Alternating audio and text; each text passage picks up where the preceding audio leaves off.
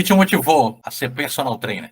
Então, Guilherme, essa pergunta, né, ela é feita lá nos primórdios, quando a gente entra na faculdade de Educação Física, foi o que motivou a gente escolher o curso de Educação Física. E eu acho que é a vivência, primeiramente, né, com o esporte e algumas influências que a gente tem aí na vida mesmo. Então, na época eu tinha um tio que fazia Educação Física, e eu acho que isso me influenciou bastante também. E vários outros professores de Educação Física da escola que eu me identificava também.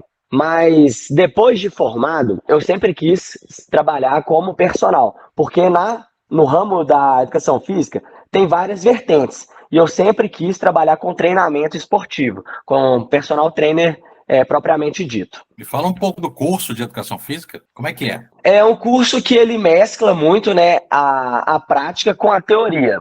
Todo mundo acha que vai chegar lá, vai ser futebol 2, queimada 3. Então, não é muito assim. Eu tive grandes dificuldades, né, em algumas matérias que eu não era tão apto assim. Tem algumas matérias que tem matemática, então eu não sou tão fã de matemática. A gente vai achando que é muito focado na área da saúde. Então, tinha bioestatística, por exemplo. Estatística, para mim, foi uma grande dificuldade. Então, eu tive alguns atrasos também na faculdade por conta dessas matérias mais difíceis e por conta financeira. Eu paguei a faculdade, eu tive FIES. A faculdade de Educação Física, para mim, foi bem desafiadora. Tá, mas você fez aonde? Eu fiz uma faculdade particular aqui em BH, que chama Universo, Universidade Salgado de Oliveira. E ele é um curso que é de 4 anos? É um curso de 4 anos. Sim, e nele, tudo bem, não tem futebol 2, mas o que tem? Até tem várias matérias práticas deliciosas. Tipo assim, tem o futebol, tem a natação, e na grade curricular a gente tem muita coisa também de educação física escolar, porque a gente pode tanto atuar na escola quanto em academia, se você tiver o título de licenciatura e bacharel. Então você pode atuar nesses dois âmbitos da educação física. E tem todas as modalidades esportivas mais conhecidas: atletismo, futebol, basquete, natação, e tem também as modalidades, né, da teoria, que são fundamentais: anatomia, fisiologia, bioquímica. E essas matérias, que eu imagino seja círculo básico, né? Ela é feita junto com medicina, com farmácia, ou não? Então, quer dizer, não é uma coisa específica, ou mais fácil ou mais difícil, é a mesma para fisioterapia, a mesma para enfermagem. Justamente. Tem várias matérias que a gente pode até, se não conseguir horário, a gente pode fazer na turma da fisioterapia, pode fazer na turma da enfermagem. É a mesma, quer dizer, é a mesma matéria, né? É a mesma matéria. Uma pessoa formada em educação física, igual você falou, e vai trabalhar na academia, né, no treinamento, pode ser, se tiver licenciatura além do bacharelado, pode ser professor, né? O que mais que uma pessoa formada pode almejar em ser aí? O profissional de educação física, ele pode atuar em escola, em academia, que são os mais comuns, mas ele, hoje em dia, ele pode atuar em hospitais, né, tratando pessoas com reabilitação de diversas doenças. O profissional de educação física, ele pode atuar em grandes empresas também, como ginástica laboral, que é uma ginástica voltada para o trabalho. O profissional de educação física, ele pode atuar com pilates, que não é só exclusivo do fisioterapeuta. Tem concursos públicos também, que o profissional de educação física pode atuar no próprio trabalho do conselho de educação física. Então é um trabalho totalmente interno, né? Um trabalho administrativo, fiscalizador, que o profissional de educação física pode estar atuando também. A parte de esporte de alta performance, tem, né? Só é mais difícil, né? Não, pelo contrário.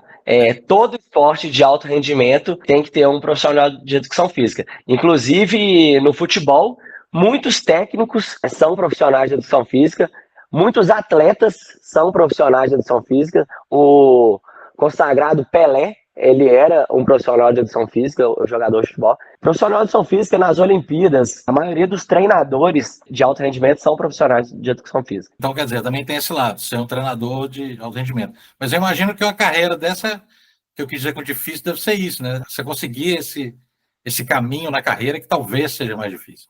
Justamente.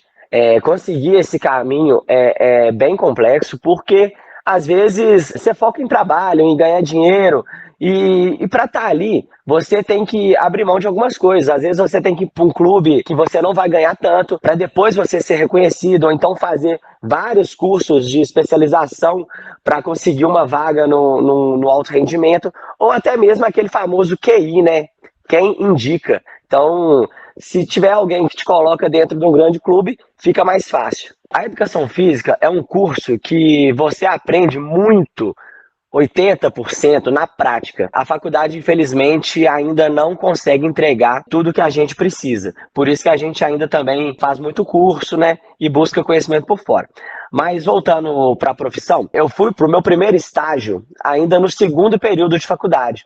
Então, desde o segundo período, eu já estou na área e já trabalhando em grandes redes de academia. Então, aqui em Belo Horizonte, eu sempre trabalhei em grandes academias desde estagiário. Desde o segundo período, você trabalha em academia.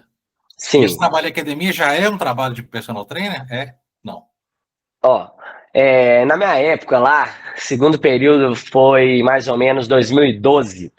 Eu acho que os estagiários de educação física eram levados mais a sério. Então a gente fazia um trabalho juntamente com o professor formado que estava no salão de musculação. Então a gente atuava ali, mas a gente não era responsável por montar o treino do aluno. Eu acho que hoje, com o modelo de academia que existe, a maioria hoje em dia trabalhando são estagiários e eles são responsáveis pela montagem dos treinos dos alunos. Hoje em dia, as grandes redes de academia elas nem montam treino tão específico para o cliente. Eu acho que são treinos pré-definidos. Então, por isso que hoje, nas academias, a grande maioria dos praticantes que não fazem treino sozinho tem personal. Estou entendendo. Então, quer dizer, se eu chego na academia, aquela pessoa que vai me atender provavelmente é estagiário e ele vai me passar um treino básico, normal. Agora, se eu quiser um treino específico, é importante eu ter um personal trainer, né? Ou você vai ter um personal trainer que você vai estar fazendo o trabalho com ele, né, um trabalho mensal, anual, ou você vai pagar para um professor montar o seu treino, que é o que acontece muito hoje aqui em Belo Horizonte, nas academias. Você paga por um treino personalizado, que na minha época lá atrás não era assim. Então você chegava na academia, você agendava com o professor do salão para fazer a montagem do seu treino.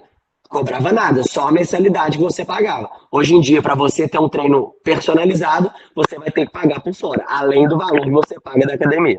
Se você já está no estágio, ali mesmo você já começa a fazer a sua cartela de clientes. Então, acho que depois de formar, você já tem que decidir, ó, você vai continuar no salão com um teto de salário ou você vai começar a dar personal e começar a fazer a sua hora-aula. Então, eu optei por isso. Então eu falei, ó, eu quero ser personal. Então vou fazer a minha cartela de clientes e vou começar a cobrar a minha hora-aula. Então eu já tinha vários conhecidos da academia que gostavam do meu trabalho como estagiário e que eu consegui trazer para mim. Comecei a implementar o valor da época, que a gente tem um valor estipulado de mercado, né?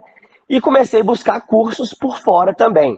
Aí eu comecei a entrar mais para a área de treinamento funcional, que eu não dependia da academia. Eu poderia dar o treino em qualquer espaço sem aparelhos. Então eu comecei a ir muito mais para essa vertente do treinamento funcional. Um local muito interessante que eu trabalhei, esse estúdio, lá eu era CLT. Lá eu trabalhava de carteira assinada. Um puta de um aprendizado para mim, porque eu era recém-formado, um estúdio na Zona Sul, que eu conheci várias pessoas e ali eu fiz uma cartela de clientes particulares. Quando eu resolvi ser autônomo, eu já tinha aberto um leque ali com aqueles próprios clientes que eu fiz amizade. Você ficou quanto tempo nesse estúdio? Eu acho que foi uns 5 para 6 anos. Imagino que você conheceu muita gente, realmente, né?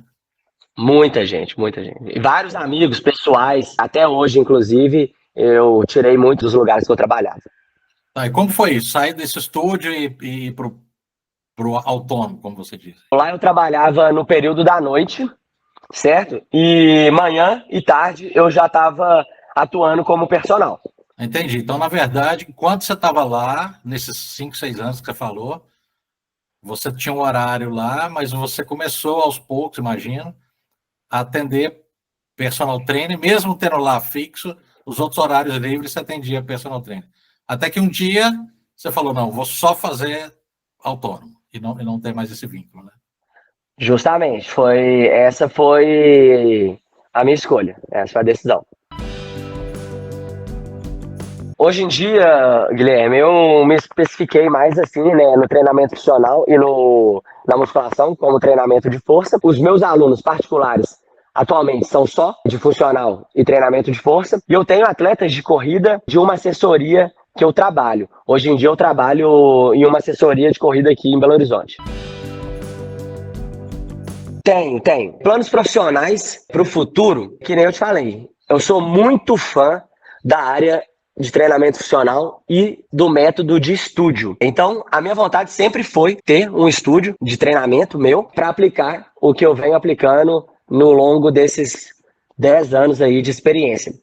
Porém, eu acho que tudo tem que ser com muita cautela. Então, hoje em dia, estou com planos pessoais que coloquei na frente, que não vejo por que passar o carro na frente dos bois, colocar o profissional agora, sendo que eu já tenho uma carreira consolidada. Então eu vou concluir primeiramente os meus planos pessoais para engatar no plano profissional, que é esse que é o meu verdadeiro sonho de ter um negócio meu.